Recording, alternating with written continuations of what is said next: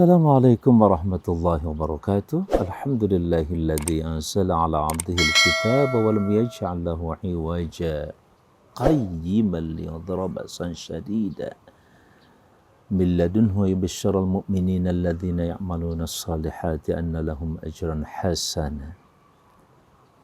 Nahmaduhu wa nasta'inuhu wa nastahdihi wa nastaghfiruh wa na'udzu billahi min syururi anfusina wa sayyiati a'malina.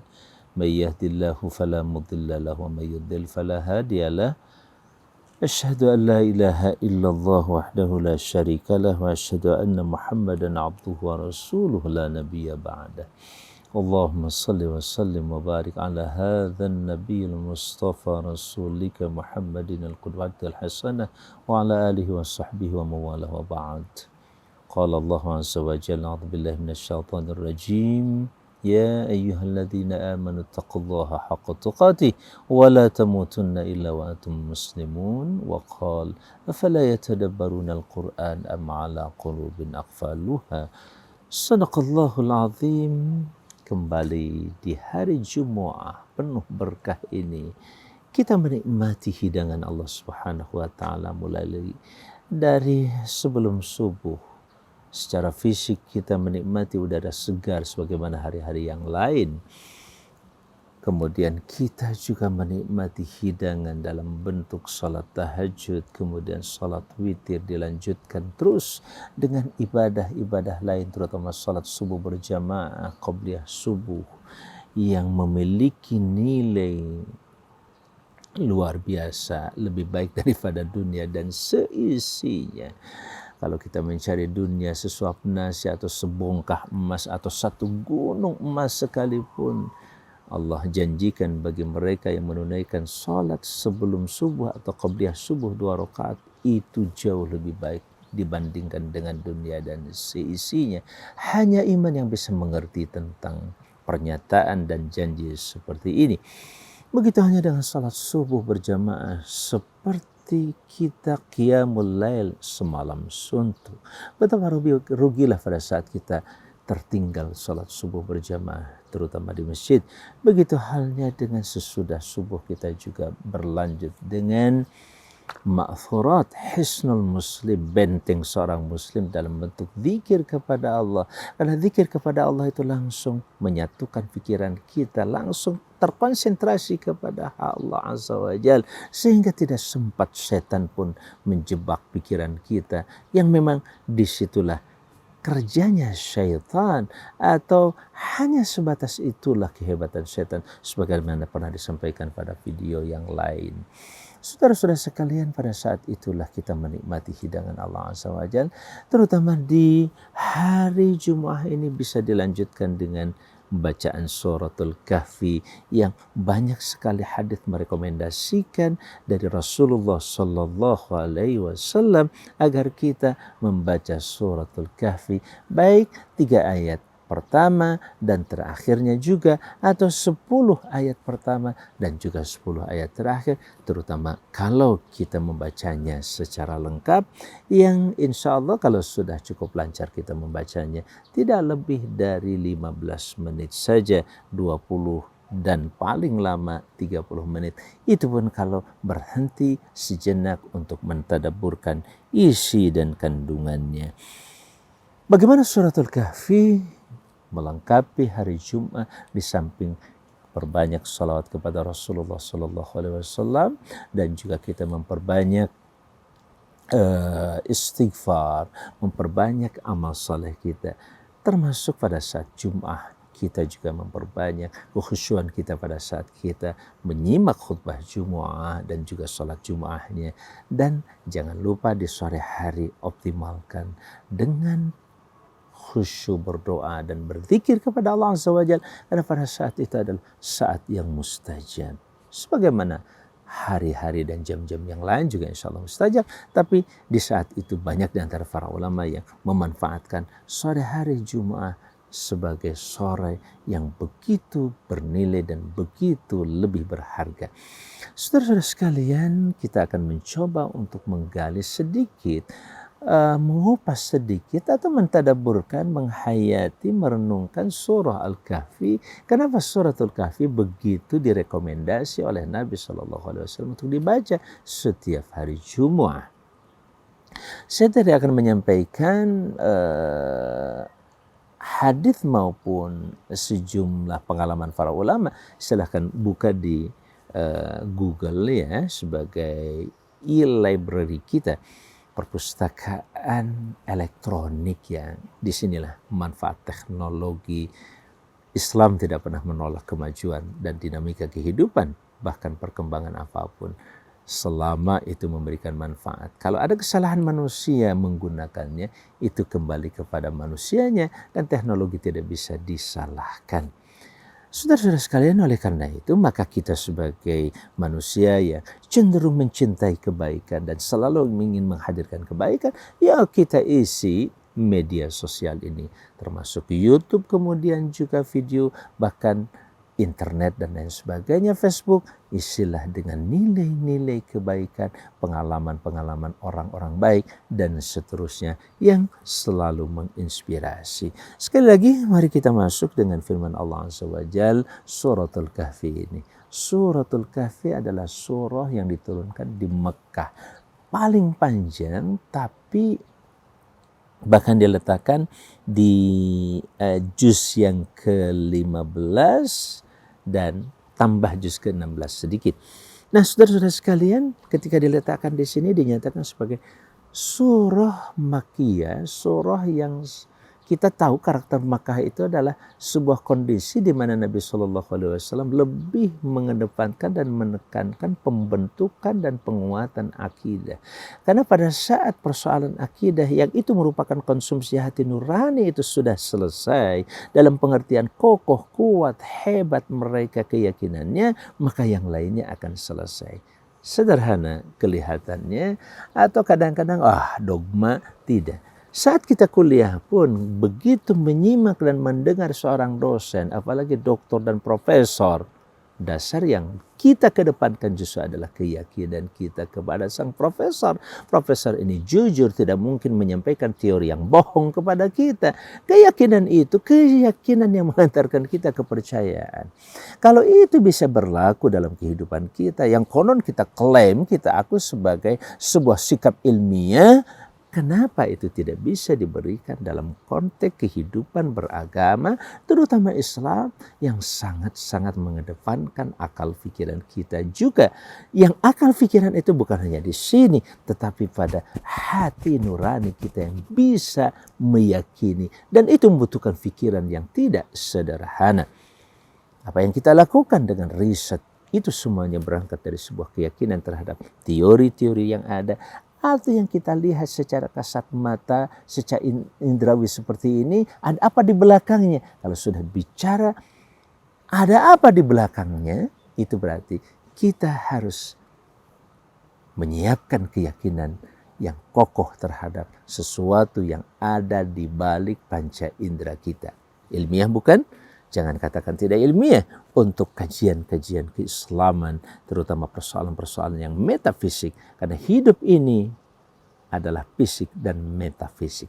Saudara-saudara sekalian, suratul Kahfi sekali lagi adalah surah yang dinamakan dengan bahasa Al-Kahfu. Ya, Al-Kahfu itu artinya goa, karena di dalam surah ini ada satu kisah yang unik sekali dari sekelompok pemuda yang berjuang menyelamatkan keyakinannya, menyelamatkan agamanya, menyelamatkan kehidupannya, sampai akhirnya mereka pun harus menyelamatkan tubuh dan dirinya ke dalam sebuah goa. Dan pada saat di goa mereka berdiskusi dan seterusnya, pada akhirnya Allah berikan kemukjizatan kepada mereka, the miracle yang tidak bisa kita lakukan walaupun biasa kita menjalankan seperti tidur. Tapi untuk tidur sampai 309 hari itu bukan waktu yang pendek.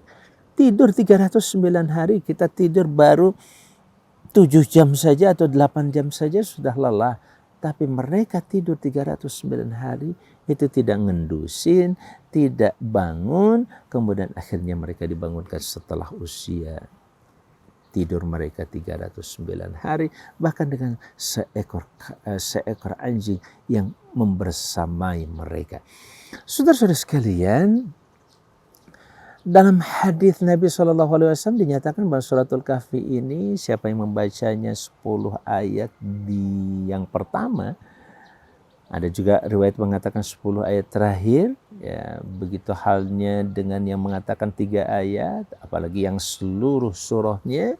Salah satunya Nabi mengatakan bahwa dia akan dilindungi oleh Allah Subhanahu wa taala dan akhirnya terhindar dari fitnah ad-dajjal.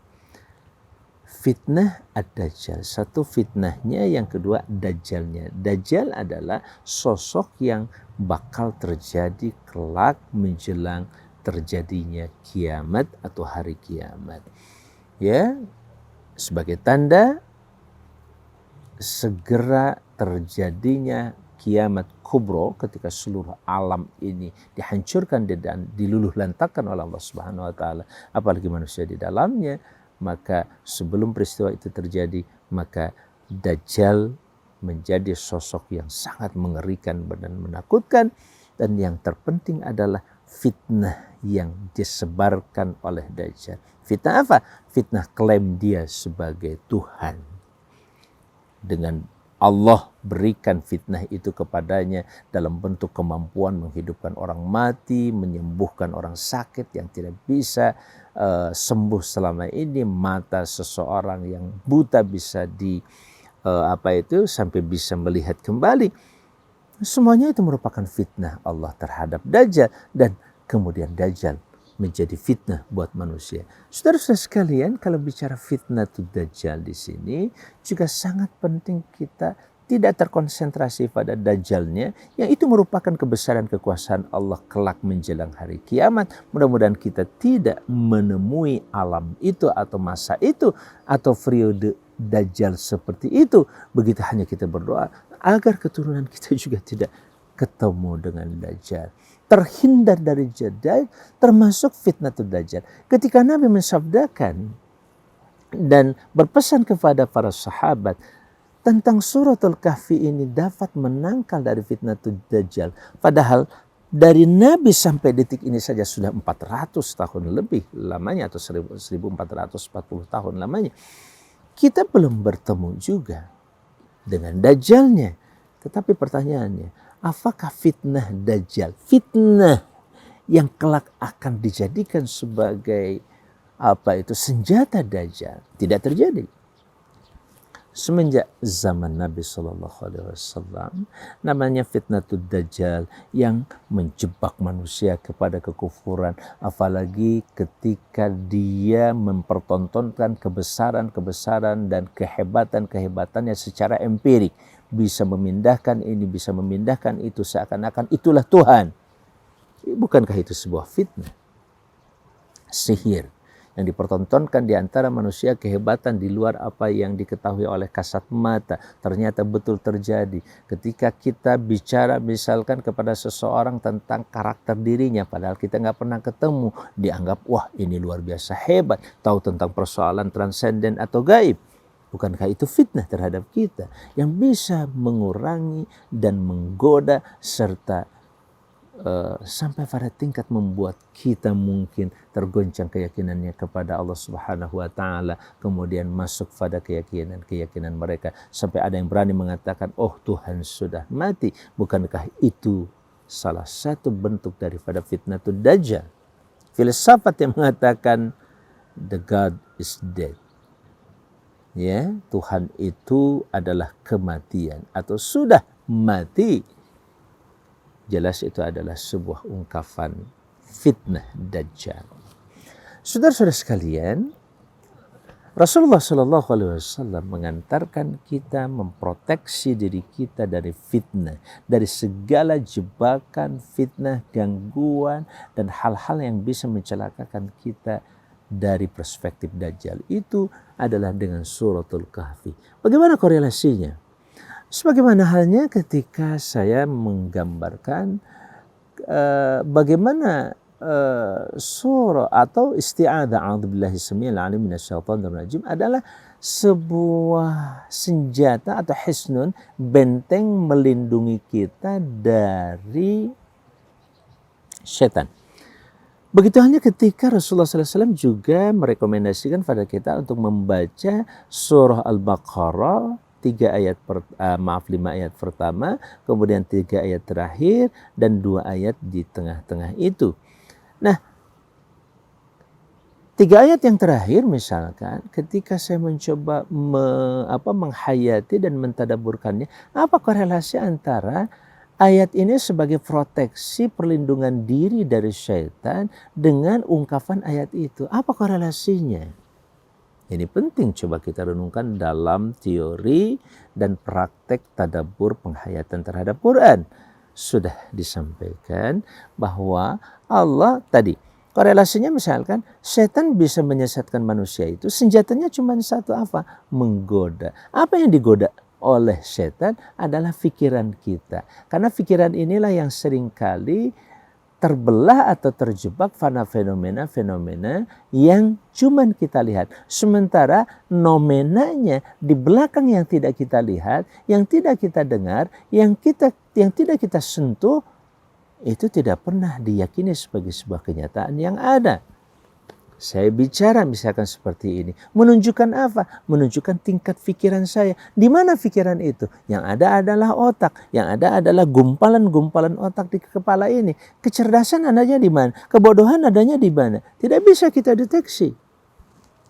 Walaupun mungkin teknologi ke depan akan bisa mendeteksi secara fisik otak yang bodoh itu kayak apa, secara fisik gumpalan otak yang cerdas itu kayak apa. Itu mungkin bisa diteliti ke depan. Mungkin hari ini juga sudah mulai dengan teori neurologi, ilmu tentang saraf atau otak manusia. Saudara-saudara sekalian yang saya banggakan dan saya muliakan, disinilah kita diajak berenung.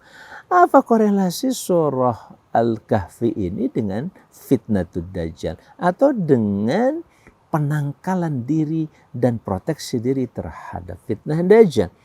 Nah, ketika fitnah dajjal juga tidak jauh daripada mbahnya, bahkan Tuhan mereka yaitu setan dan iblis, maka sebenarnya dajjal sekalipun hanya memiliki kemampuan fitnah itu di tingkat yang sifatnya fisik. Dia bisa membunuh, dia bisa membiarkan orang hidup, atau dia bisa menghidupkan orang mati. Itu fenomenanya hanya di situ. Dan itu tidak bisa dilakukan secara komprehensif. Misalkan dia bisa menciptakan gunung, dia menciptakan langit yang baru, dia menciptakan alam yang baru, itu tidak bisa dilakukan oleh Dajjal. Begitu halnya dengan pengikut-pengikut dan telah terjebak dengan fitnatul Dajjal. Oleh karena itu pula ketika surah Al-Kahfi ini diawali dengan kalimat A'udzubillahi minasyaitonirrajim. Bismillahirrahmanirrahim. Alhamdulillahilladzi anzala 'ala 'abdihil kitaba wa lam yaj'al lahu 'iwaja. Lagi-lagi di sini bicara tentang kitabullah, di mana kita memulainya dengan memuji Allah yang telah menurunkan kitabnya. Alhamdulillahilladzi anzala 'ala 'abdihi. Ya, alhamdulillahilladzi anzala 'ala 'abdihil kitab.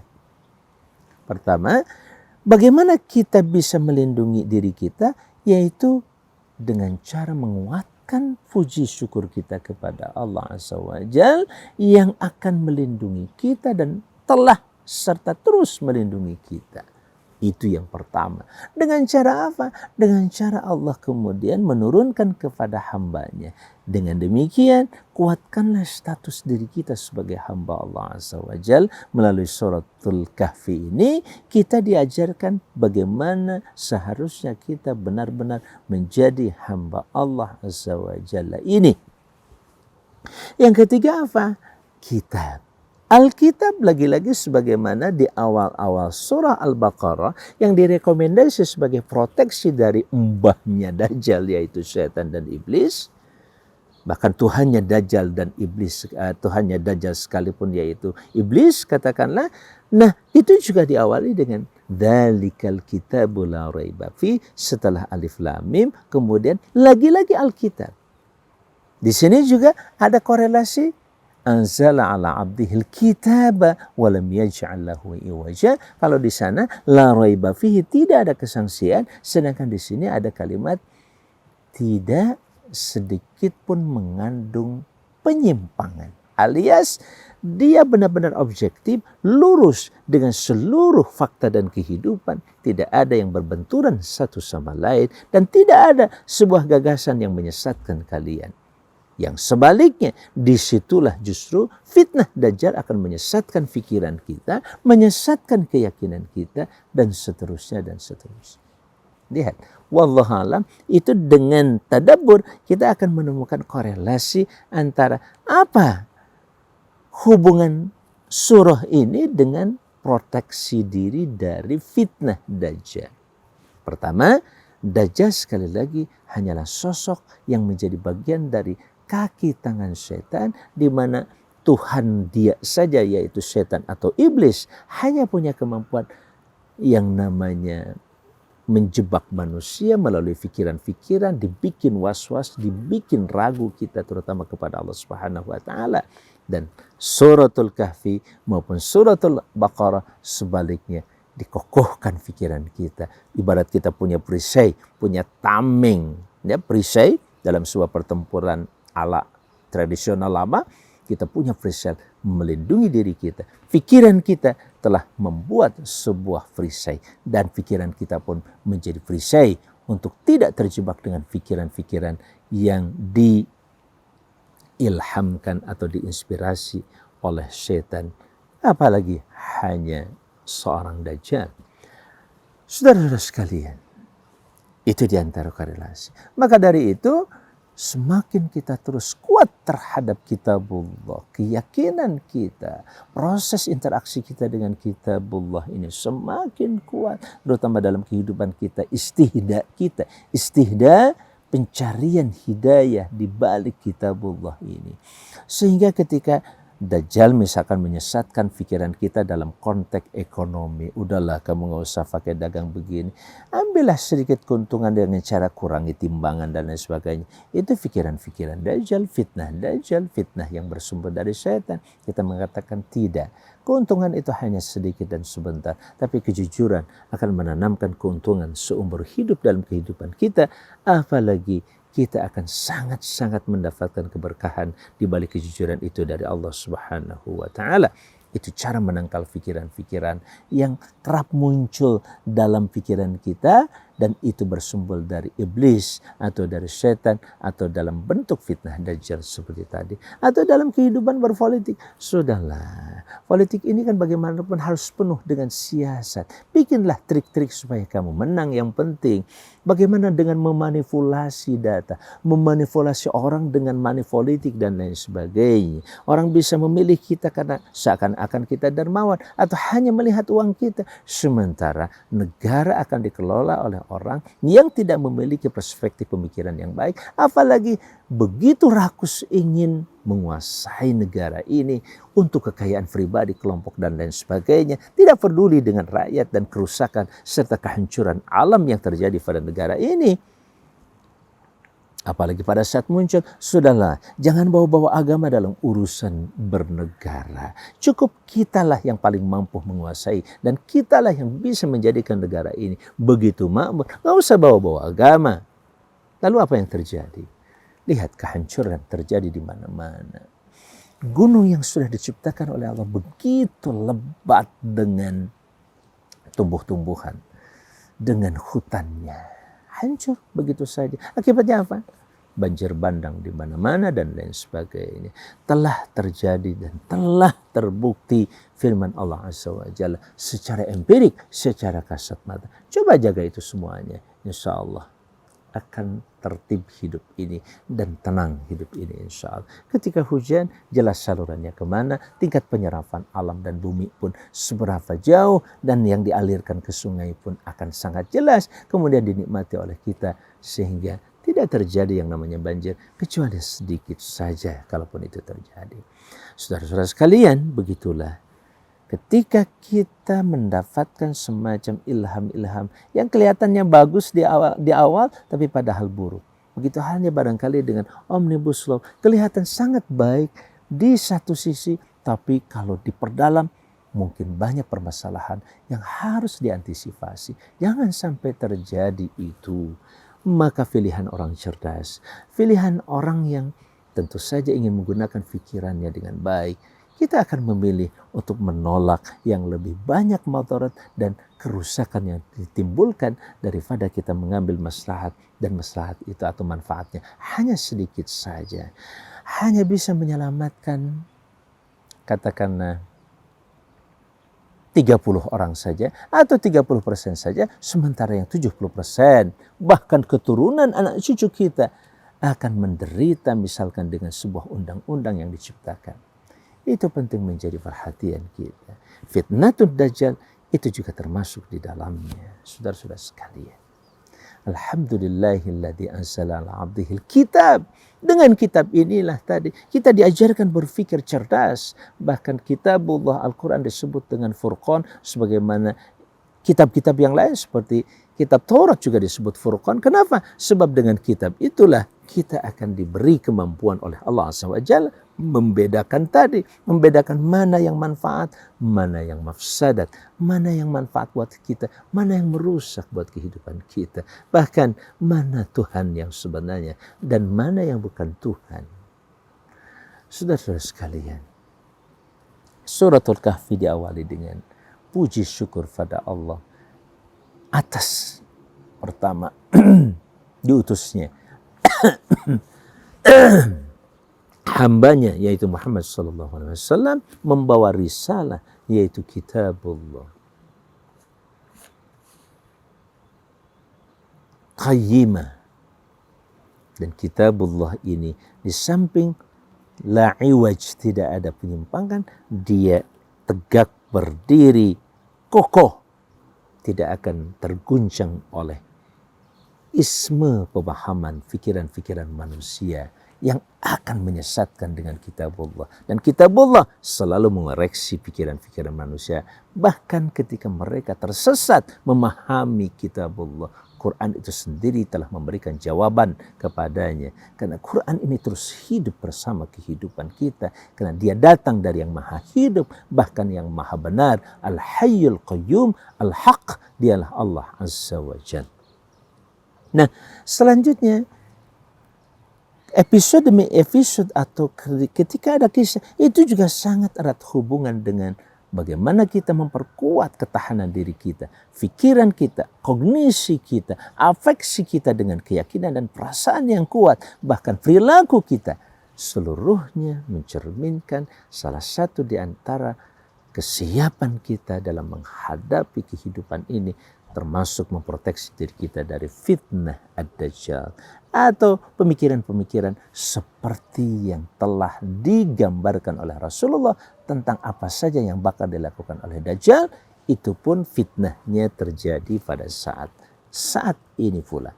Saudara-saudara sekalian, setelah Allah memuji dirinya, karena dialah yang paling berhak dipuji atas jasanya mengirim hambanya yang membawa kitab sucinya yang begitu sempurna, maka mulailah Allah cerita tentang kisah Ashabul Kahfi yang sudah cukup fenomenal, cukup monumental dalam sejarah kehidupan manusia, tidak hanya di kalangan agama Islam saja atau umat Islam saja, tetapi juga di kalangan agama-agama yang lainnya, terutama Nasrani dan Yahudi.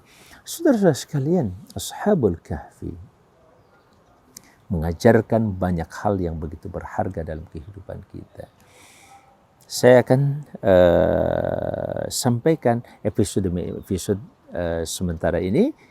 Setelah surat Al-Kahfi tentang Ashabul Kahfi, kemudian masuklah pada pembicaraan tentang pelajaran berharga tentang pentingnya bersabar dalam bentuk sebuah perintah. Ya, ketika Allah mengatakan kepada nabinya, wasbir nafsaka ma'al ladzina yad'una rabbahum.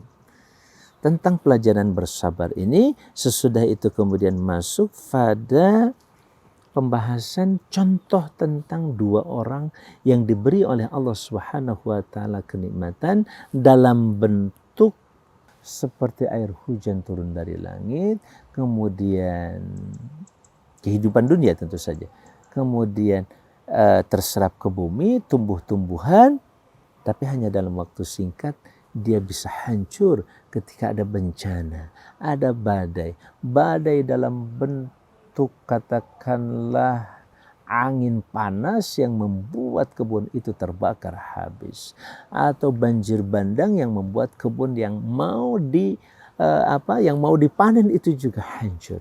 Kita juga banyak merasakan di negeri yang kita cintai ini. Itulah kehidupan dunia. Kita bercocok tanam yang seluruhnya kita pelihara seakan-akan ini akan mengabadikan kehidupan kita. Ternyata hanya dalam waktu singkat alam ini akan hancur, luluh lantak, habis seluruhnya. Terutama pada saat kiamat terjadi. Kiamat kubra. Kiamat sugro saja sudah meluluh lantakkan kehidupan kita, bagaimana dengan kiamat kubra? Saudara-saudara sekalian, itu nilai berikutnya. Selanjutnya juga kemudian Allah Subhanahu wa taala menggambarkan tentang kehidupan manusia dan sikap mereka terhadap kitabullah lagi. Yang kemudian nanti dilanjutkan dengan cerita tentang pembelajaran dalam bentuk semacam magangnya Nabi Musa alaihissalam belajar tentang kesabaran. Jadi salah satu di antara pelajaran berharga di dalam surat Al-Kahfi adalah persoalan kesabaran. Kesabaran ini juga tingkat kecerdasan yang kita butuhkan untuk menangkal segala fitnah. Sebab kita seringkali terfitnah itu oleh fenomena sejenak saja. Di depan mata kita, wah hebat luar biasa. Tapi tunggu sebentar, setelah 10 menit, setelah 1 jam, setelah 1 bulan, setelah 1 tahun. Oh ternyata tidak hebat, biasa aja.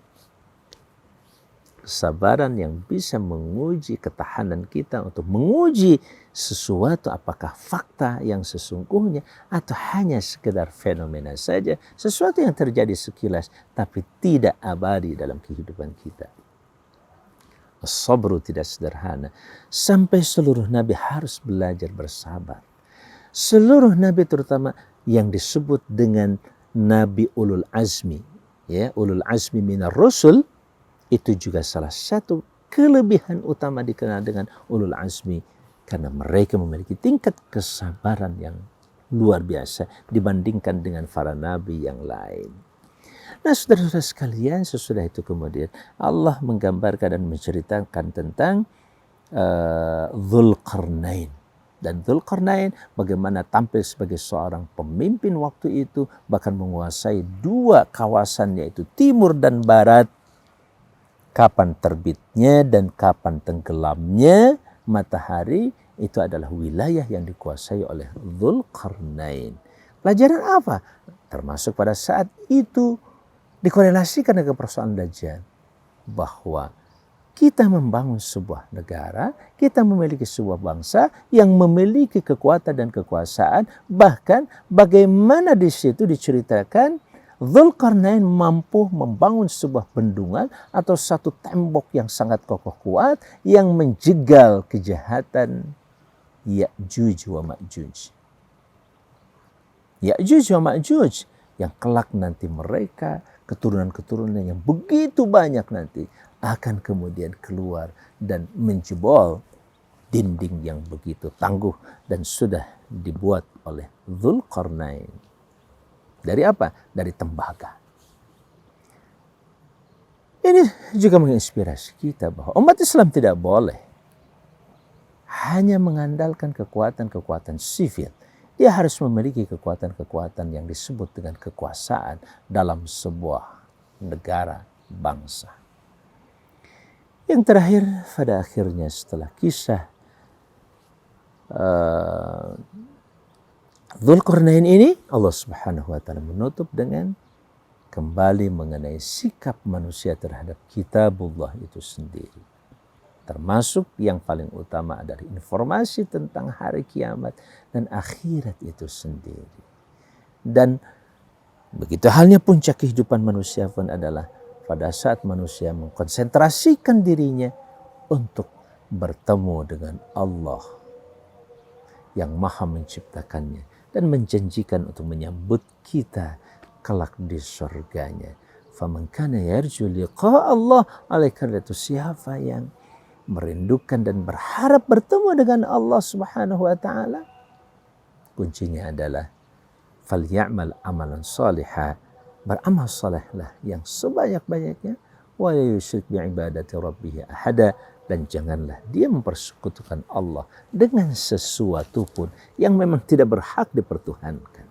Hamba Allah, seluruh pemikiran yang ada di dalamnya, seluruh kandungan pengetahuan yang ada di dalamnya, bahkan petunjuk di dalam surat Al-Kahfi layak menjadi pegangan kita untuk bisa memproteksi diri kita dari segala bentuk fitnah ad-dajjal di antaranya.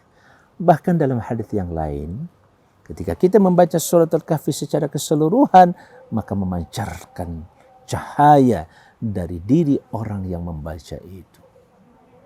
Bahkan antara bumi dan langit, kita tidak bisa melihatnya dengan kasat mata, tapi dengan iman kita begitu diperhatikan, begitu diidentifikasi oleh penduduk langit.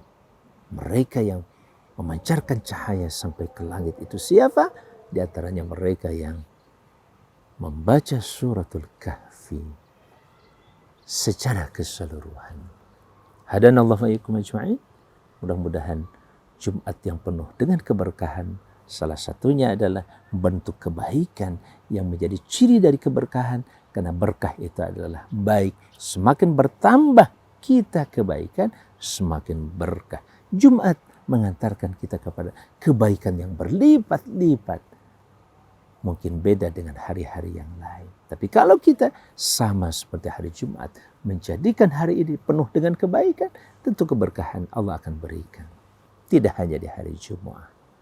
Tapi sekali lagi, Jumat merupakan sayyidul ayyam, tuan dari hari-hari yang lain. Semoga Allah membimbing kita untuk bisa mengoptimalkan hari Jumat ini sebagaimana hari-hari yang lain. Hanya dengan pertolongannya. Allahumma a'inni ala dzikrik wa syukrika wa husni ibadati. Ya Allah, bantu saya. A'inna, bantu kami ya Allah, untuk senantiasa berzikir padamu, syukur padamu, dan sebaik-baik kepadamu. Itulah keberkahan yang penuh dengan kebaikan. Assalamualaikum warahmatullahi wabarakatuh. Jangan lupa like, share, subscribe. Channel inspirasi dari Kang Haji Amang Safruddin, ya. Jangan lupa subscribe.